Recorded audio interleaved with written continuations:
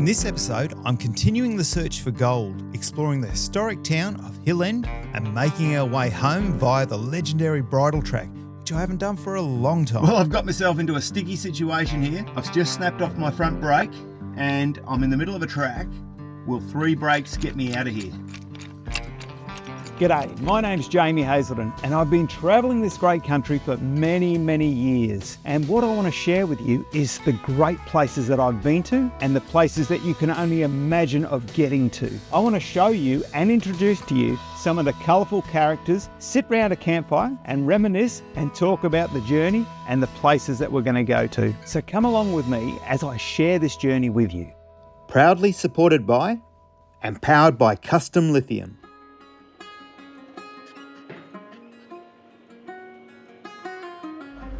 This is an amazing little town. It's the town of Hill End. Now I come here probably, I'd say 7 years ago, something like that. And I just couldn't get over the place. The place is absolutely incredible. How you go back in time and there's so many people still living here.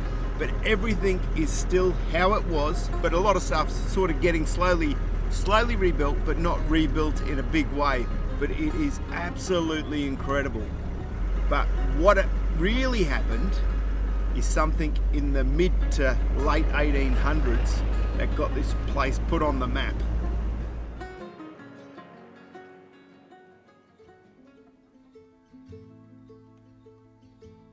Well, here we are walking the streets of Bald Hills. No, it's not Bald Hills, it's Hill End. But it was originally called Bald Hills, and Tambora, just down the road, they combined together, and that's how they come up with the name Hill End. Now, this place is quite amazing too, because like Safala, Edward Hargrave was one of the founders, and what he found here was gold.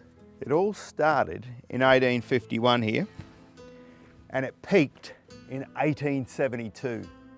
Now, that's when the boom hit. And can you imagine, this is Clark Street. On this street alone were 17 hotels. And there was 28 in the town itself. That's pretty amazing. And at the boom of it, across all the goldfields here, there was 30,000 people. This is what they say. So how true all these stories are is another thing. But you know, what you read is pretty incredible. Now, I was talking to Malcolm Drinkwater. Now, he is what I class as a real historian. He absolutely loves this stuff.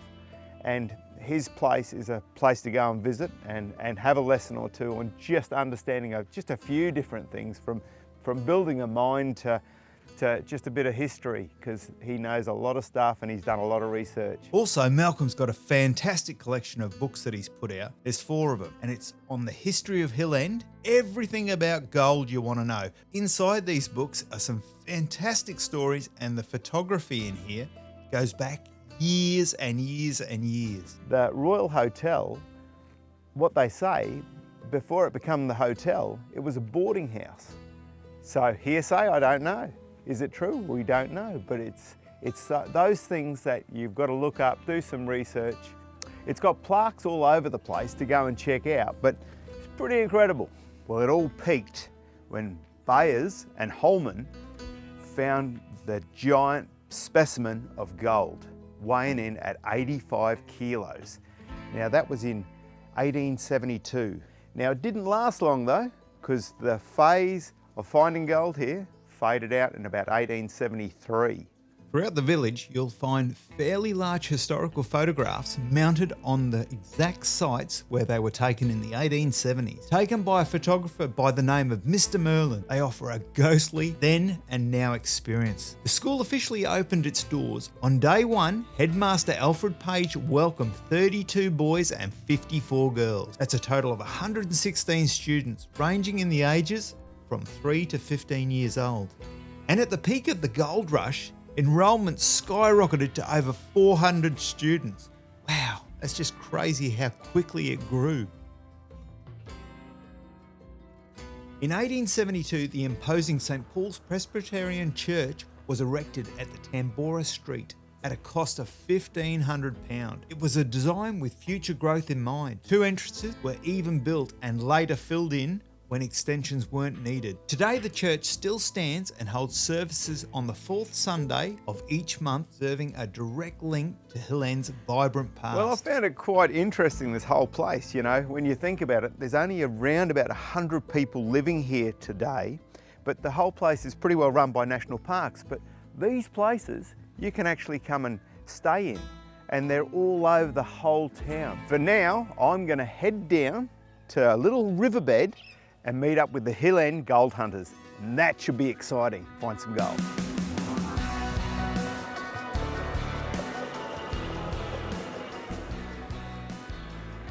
Some might say it's almost impossible to find gold these days, but here's the truth.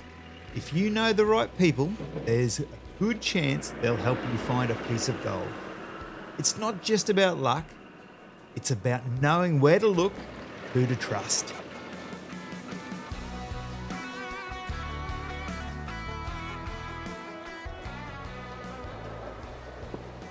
Jared, how are you? How you going, mate? How yourself? Good. Job sent me down to see you. Yes, he would, my boss, yes? Yep. Come down and do some bit of gold hunting, have you? Yeah. Excellent, He said you know all about it. Oh, I can show you the 90% of it, yes, and see what we can find today. Hopefully we'll find some colours for you and Sounds good. show you the basics of going through a pan and what to look for. Yep. No, that'd be awesome. Beautiful. Well, lead on. No worries, thank you. Jared was just as hungry to find gold as I was. Before I knew it, we weren't just searching anymore, chasing the dream and hoping it would pay off. This place is pretty hard not to find gold in. It is nearly everywhere through here, but it's the size of it and quantity of it. You just got to clean all the rocks, get all the mud, get everything off the rocks, get it all clean. Yep. Pretty much like a 10-year-old kid again, playing in the mud, make a mess. Get in there, clean it all up, get rid of all your bigger rocks while they're nice and clean on top. Get to the bottom. Once you're happy that you've moved it around and it's broken up enough, Yep. you grab it, fill it full of water, Yep. and you start your shaking. It's all about agitation with gold. The gold being so heavy, it's going to want to sink to the bottom of the pan. Right. So your job is to get it to go to the bottom. Yep. The agitation helps with that. It moves it through the layers and it gets it down layer by layer down to the bottom of the pan for you. This is the tricky part. A lot of skill, a lot of time and effort, a lot of pans to get down to this part. It's sort of like patting your belly and tapping your head and sort of trick at the same time. It's the motion, you got to get the water to go up and down. So it's like a swirl and dip motion with the water. So you go up and then down. Oh, wow. Look at the gold. Oh, my God. No way. How good is that? It's going to take me a while to get rich. And that's the end product. Wow. Now you might be thinking that's not much gold, but here's the thing. That was only the first pan we dipped into. By the end of the day, my pan could be looking just like this one, the one Jared's been working on. So how much doing this would you get in a day like that? In the right spots, if you find your right spots, you can get over 1 gram of gold a day in the right spots. A gram. 1 gram, sometimes 2 grams of gold. And it might be small, but it all weighs up at the end of it and gold's gold. And what's the process from here? This process is pretty simple. You just dry your finger off, and then while the gold's wet, when you push against it, it'll stick to your finger. And as it sticks to your finger, and you touch the water, it all just falls off. Wow. And then you just keep going until you pick all your gold up. And once you're happy that you've got it all, you grab another pan and you start again. Well, I've got a few set up there for you, Jamie. See if you can get some colour yourself, mate. Sounds exciting. Let's have a go. Which one's got the gold, did you say? Take a pick, mate, take a pick. All right. Go over to the puddle. Yeah, pick Okay, a puddle. right. Oh, you didn't tell me there's no hot water in here. Jesus. That's freezing. You picked a great time of year for it. I don't know if you could tell, but I was hungry to find myself some gold. I've done a bit of panning in the past, but I have to say, the way Jared showed me how to manoeuvre the pan and work the soil was the easiest method I've ever been taught. God, I'd be paranoid about throwing it out. Everybody is. Wow. Everybody is, but you'd be surprised that, especially with gold, it doesn't fall out very easy unless you sort of push it out. Yeah, right. And being so heavy, it's already at the bottom of your pan by now. That's it. Paranoid. Now it'll be at the bottom now, be underneath all that sand in the bottom corner there, Right. in the lowest part of the pan. So as long as you don't touch the bottom of the pan now when you're scraping it off, you won't be touching the gold. You just take another layer of sand off, that's it. Yep. Use the front of the water. Why you got it like that now? Yep. Use the water and just go like that with it. A little bit more angle. Yep. That more. That's it, yep. Wash out. This is the hardest part. This is why everyone, we sort of, the tours, we help everyone out. We tell everyone, you do the 90% of it, we help you out at the end, because it does take many pans to get down to getting that little motion working right. But could there be stuff washed over? Yes, or? it could be still gold in there, yes. Yeah. That's why we always double check it for everybody, because a lot of people say, there's nothing in that one. We check it and there's always a couple of pieces left in there. So what are you thinking? Pretty sure you definitely got the one there. Yeah. So we'll just mix it all back in and we'll see if we can get it all into one pocket for you. What an addiction, now I want to do it again. Gold rush. We see it all the time, especially when you get a nice good pan and your eyes light up. It's tiny. It's there, Jono, it's there. It's just a hit and miss when it comes to gold, it really. Yeah. Right. But how much fun can you have doing it? Oh, it does get addictive. It does, especially when you start seeing colours and good colours. Oh yeah, it gets very addictive. Well, I've just got to go and get another one, so I'll be back. I tell you, what an absolute experience. We've done a few pans now. We've got a bit happening, but I'm just going to do another one right here now. But just this whole process is so cool. But I actually thought it was a lot harder than this to do. But I've learnt from looks like one of the best at doing it. And so the gold will keep seeping down. Believe me, I'm no pro at this, but it'll keep seeping down. And then I've got to shovel it off. Well, you didn't see that, you were looking at me. Anyway, as I was saying, I'm shoveling off the top. So I'm using the side of my hand there to shovel that off.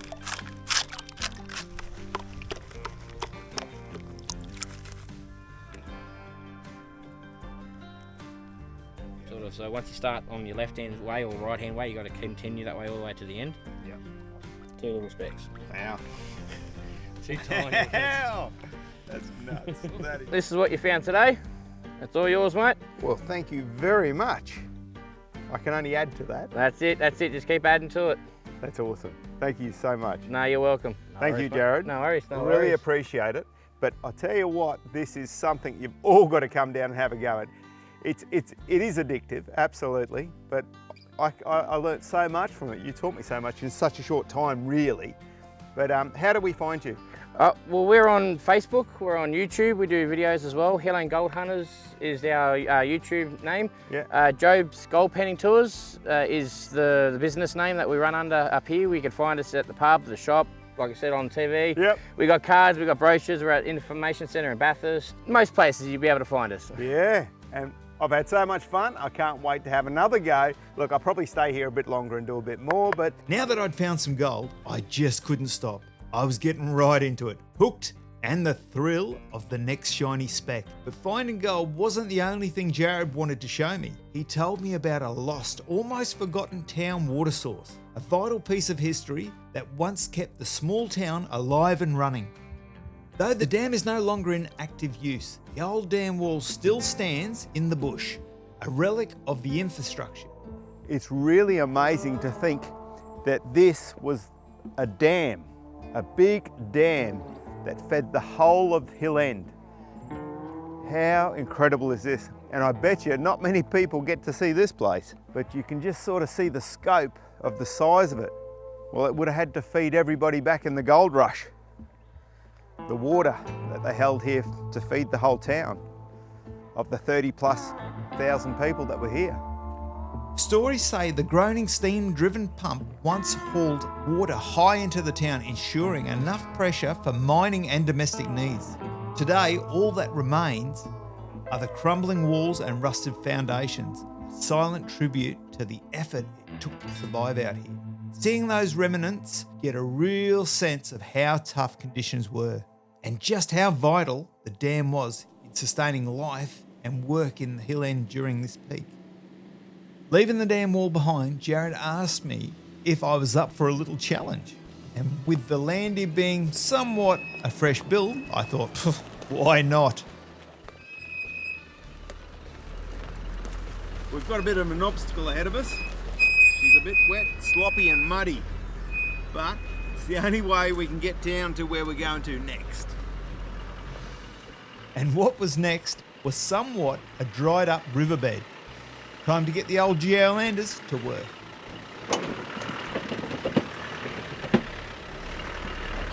All right. Oh, she's a bit washed out.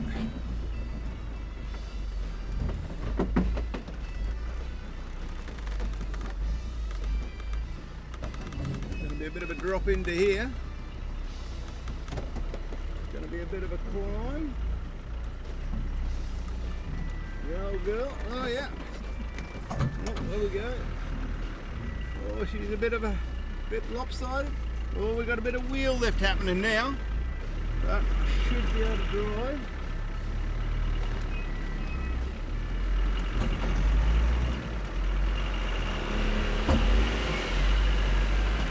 The old girl had run out of a bit of puff. Maybe I'll just roll her back, give her a bit more left foot, and see if that gets her up. That was a bit of wheel lift then. She's a bit of a rough track, this one.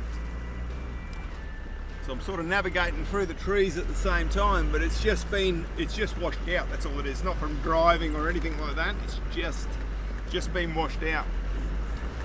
But it's hard to imagine this is actually a road that we're driving along, but just not used anymore. The roads outside of town central are all dirt tracks. Most of them even have road signs. But don't be fooled, because they're mainly used by locals. They don't exactly resemble the kind of dirt roads you'd expect just outside of a typical town. We said goodbye to Jared and continued on, back on the track with the journey ahead. It was amazing, getting to some of his special spots that he's taken us to, and some of the tracks just to get there. But like I said before, it's just so surprising when you get to see it meet up with a local, especially one that's lived here all their life. They know all these places, but these are roads that we're traveling on, and you wouldn't even know it. And then they lead off to another road and another track, and they were all roads back in the day. Just incredible, and I would never ever have thought they were here. Incredible. So good. All right, well, off we go to the next. We've got a pretty awesome track we've got to cover.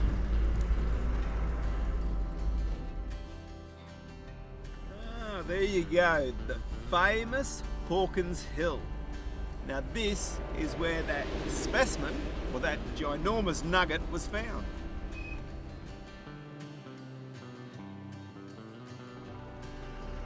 That's pretty amazing.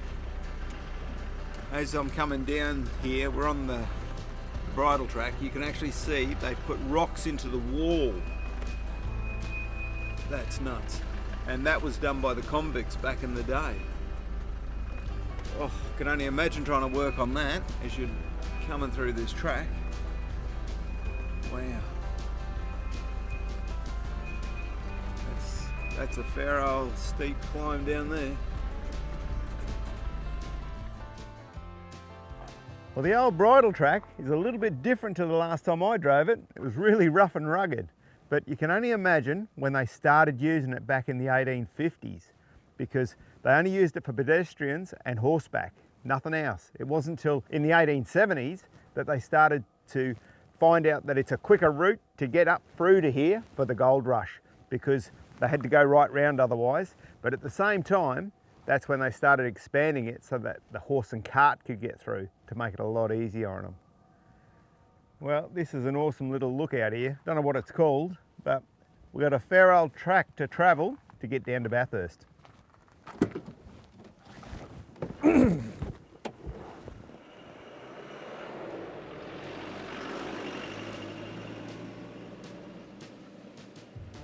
Between 1937 and 1940, the Turon Shire Council employed up to 250 men, many unemployed at the time, to upgrade the track as a scenic tourist drive. The project aimed to establish a beautiful route along the Macquarie River.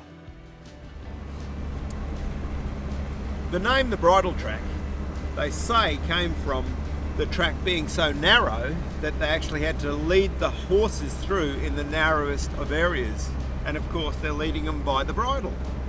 And hence that's why it was only for pedestrians and people on horseback. You couldn't fit through carts or anything like that at that time. The bridle track's around about 52 kilometres long from Hill End to Bathurst. Now, what we can say as we're travelling down the bridle track this time round is that it's quite hilly. It's still very narrow, but there's plenty of places to pass each other. There's no worries about that, and they have widened it quite a lot. But at the moment, it's very, very well maintained, as we've just passed a roller, flattening it out.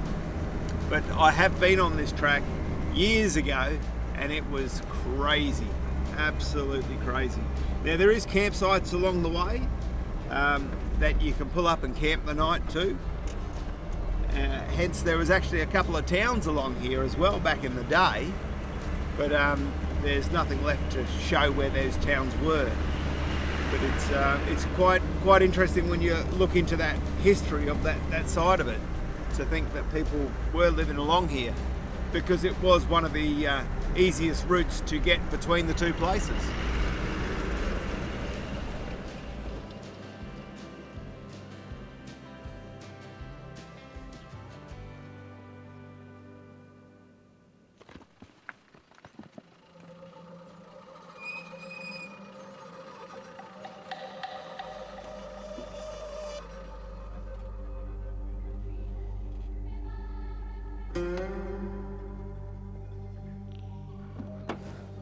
Wow, that was an awful noise. I just suddenly felt a big vibration, and then the wheel just spun out over to one side. So I've got to find out what that actually is. Vehicle problems can happen anywhere, especially out here, and having even just a basic idea of what to do can go a long way when you're out on the track. Because out here, help might not just be around the corner. It could be an hour away or even days away. It says broken in there. This one's been broken for a long time, and that's obviously why I lost the bolt and not realised it. But this one's broken out. That's it there. So we've caught it at the right time, but at the same time, you know, it could have been a lot worse. But we've managed to remove it, so hopefully we can get it sorted, get it on their way. So I've just zip tied this up so no dirt and grime can get in there. Now I'm going to strap this up here, out of the way, so it's all good. Even though this isn't the best problem to be having, when you take a moment to look at the scenery around, kinda lifts the spirit. Seriously, how beautiful is it out here? Well, that wasn't the greatest way of fixing something, but it's all we can do while we're on this track. That's the bridle track. It should get us out of trouble, so we're going to run on 3 brakes all the way.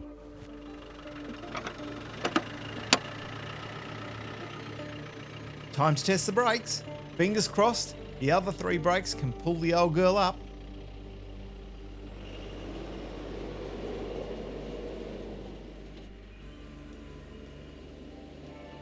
Just coming across some rocky outcrops on both sides of the road, and I was thinking, you know, there was a bush ranger that used to roam the countryside down here.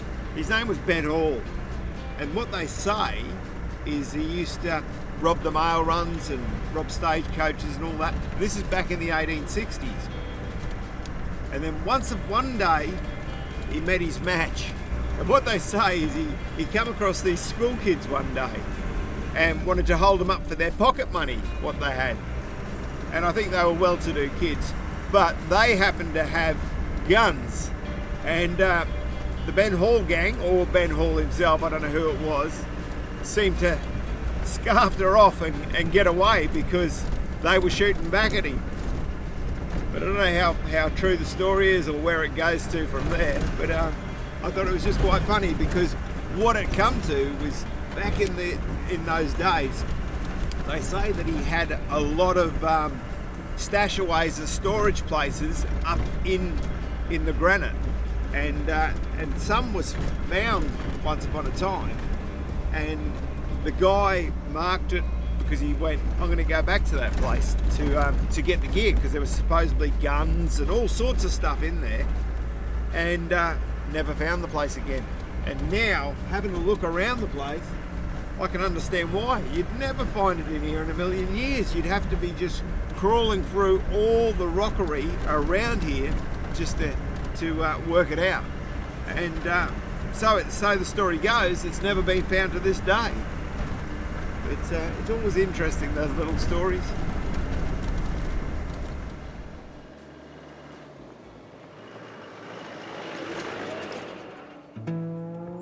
As we were driving along the track, something caught our eye. A cave-like opening, tucked away just off the side of the cliff. And not being one to miss an opportunity to explore, we pulled over and headed straight into the tunnel. You can see where they've drilled, put it in to explode it. They're all drill marks.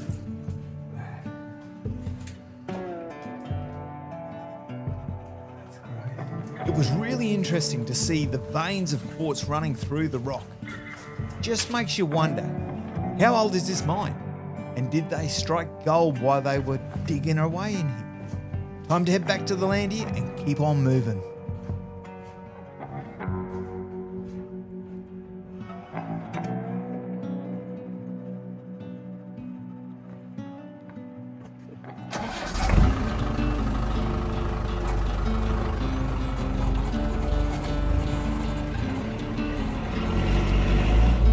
The bridle track has so much to offer. Like I said, from the campsites, the scenery, and the rich history in between. It's just one of those places you have to add to your list, because some things you've really got to get out there and see yourself. It's still pretty cool when you come across the old stampers. Like we're coming down the bridle track, we just spotted it over to the side of the road. But up here, it's got a railway spike sitting up in there, which is pretty cool. But down here you can see all the shale where they drop it in. The stampers are going boom, boom, boom, boom, boom and just breaking it all up. But you can see all the shale from it. Very cool. All through this whole area there's sort of open mines. So you just got to be mindful when you're wandering around in here. But there is signs up as well, but there's a lot of mines around the site still open.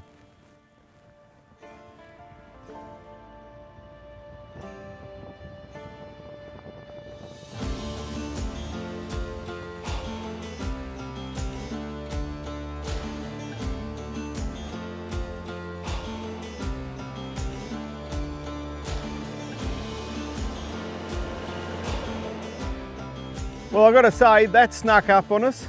We've completed the bridle track from Hill End towards Bathurst. We've still got tracks to make to the end, but I hope you've enjoyed the adventure and stay tuned for the next one. But make sure you drop a comment below and I'll see you next time.